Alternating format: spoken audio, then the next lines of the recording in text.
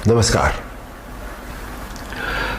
4 दिन पहले जब फिल्म आदिपुरुष का टीजर रिलीज हुआ, तब से लेके अभी तक चारों तरफ एक हंगामा है, एक शोर है।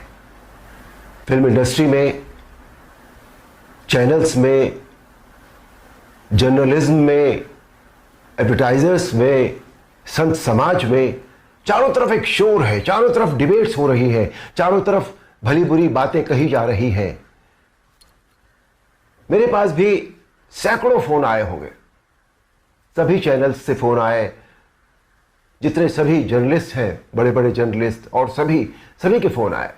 They wanted my reaction on that, on the teaser, कि आपको कैसा लगा, आपके क्या रिएक्शन है, आप क्या सोचते हैं इस बारे में।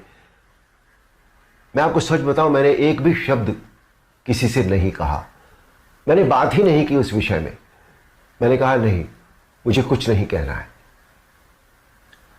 लेकिन मुझे लगा कि मुझे आपसे कुछ बात तो करनी चाहिए, आपसे करनी चाहिए। मेरे मन में बहुत सारी बातें बहुत सारे समय से आती रही हैं,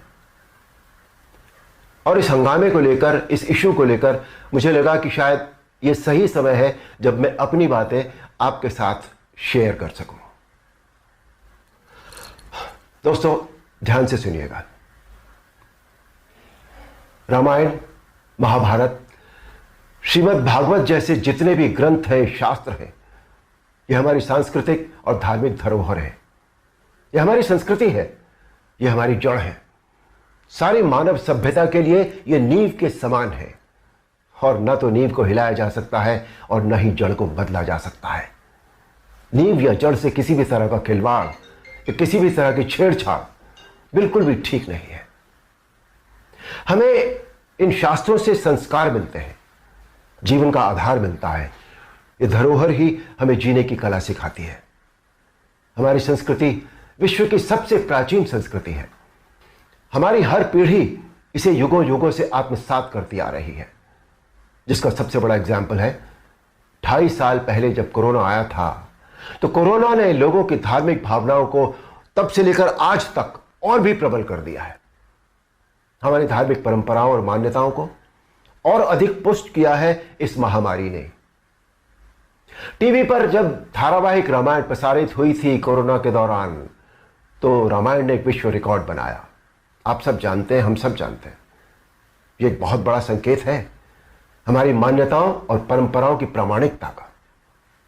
इस बार यानी 2020 में रामायण आज की युवा पीढ़ी ने भी देखी, और 35 साल पहले बनी रामायण को पूरी श्रद्धा और आस्था से देखा, समझा और आत्मसात किया। आज जो बेहिसाब लोग मुझसे मिलते हैं, उनमें सबसे ज्यादा संख्या टीनेजर्स की होती है। दोस्तों, 500 साल के संघर्ष, अथक प्रयत्न और जद्दोजहद के बाद, न जाने कितना रक्त बहाने के बाद, हमें राम मंदिर के पक्ष में निर्णय मिला, और वहां एक भव्य मंदिर का निर्माण हो रहा है, जो 2024 तक पूरा भी हो जाएगा। अप्रिशिएट करने वाली बात यह है कि मंदिर को भव्यता देने के साथ साथ उसकी आत्मा और मौलिकता को ज्यों का त्यों रखकर यह मंदिर बन रहा है। हमें अपनी सभी सांस्कृतिक और धार्मिक धरोहरों और मान्यताओं को जैसी वो है वैसी ही बनाए रखना चाहिए। उनमें किसी भी तरह के बदलाव की न तो जरूरत है, न करना चाहिए, और न ही किसी और को करने देना चाहिए। भला कोई अपनी नींव हिलाता है क्या? कोई अपनी जड़ें बदलता है क्या? हमारी इन धार्मिक सांस्कृतिक मान्यताओं और परंपराओं को किसी भी तरह का कोई नयापन देने की आवश्यकता नहीं है। देखिए, मेरा प्रयास और कर्म तो यही है कि मैं इस जनरेशन को और अगली पीढ़ी को भी वही सिखाऊं, वही बताऊं, वही दिखाऊं जो वास्तव में सत्य है, शाश्वत है और सनातन है।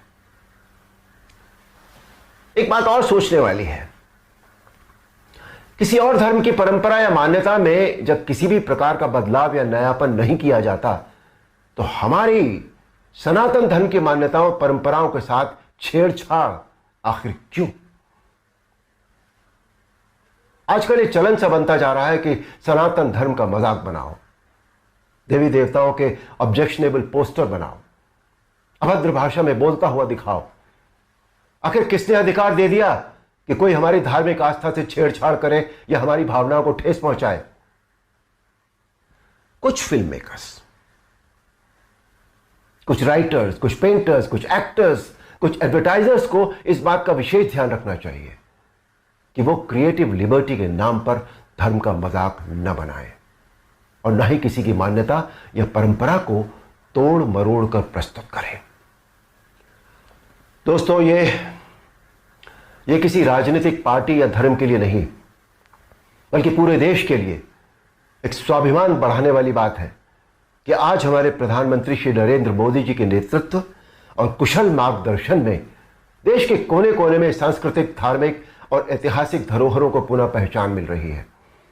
स्थान स्थान पर कॉरिडोर बनाए जा रहे हैं जिनसे हमारी इन धरोहरों की रक्षा भी हो रही है, उनका पुनर्निर्माण भी हो रहा है, साथ ही उनकी मौलिकता भी यथावत रखी जा रही है।